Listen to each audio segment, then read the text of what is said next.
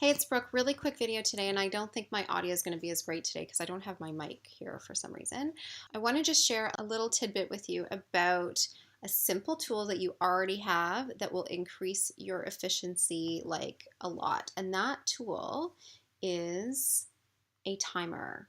And it doesn't have to be the timer on your phone. It can be the timer on your stove. I use the one on my stove all the time. It can be the timer on your microwave. It can be an egg timer. It doesn't matter.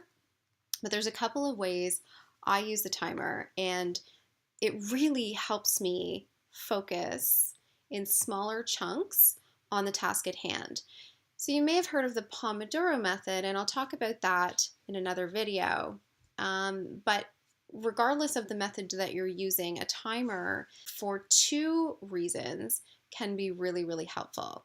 The first reason for me is that sometimes I tend to, and some of you might understand this as well, hyper focus.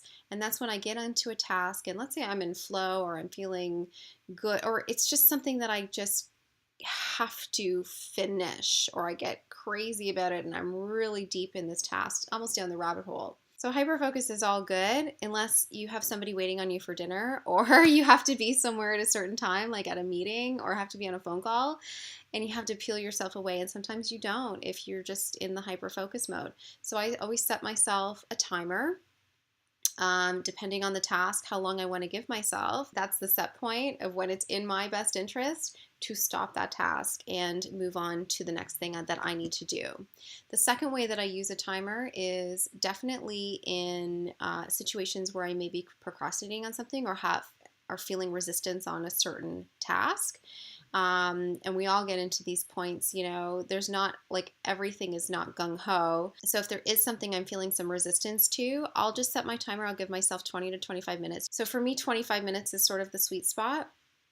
So I give myself, okay, here's 25 minutes to start on your taxes, to start on whatever the icky task is. And then you only have to do 25 minutes. Just give yourself a break and say, okay, and then you can walk away after 25 minutes. So it's a good way to get into the task. Convince yourself it's not that bad. You only have 25 minutes to do it, and usually you keep going.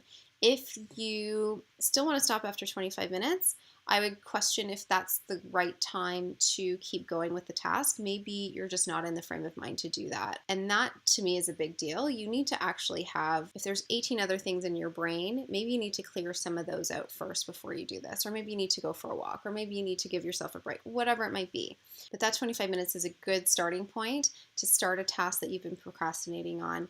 And then as well, using the timer to peel yourself away from something if you tend to go down the rabbit hole with hyperfocus.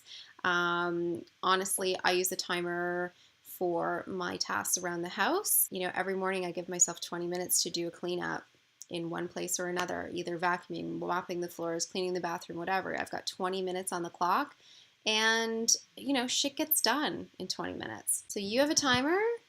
If you're struggling with hyperfocus, procrastination, or you just want to be really, really focused and productive, set yourself a limit and get moving. Have a great day.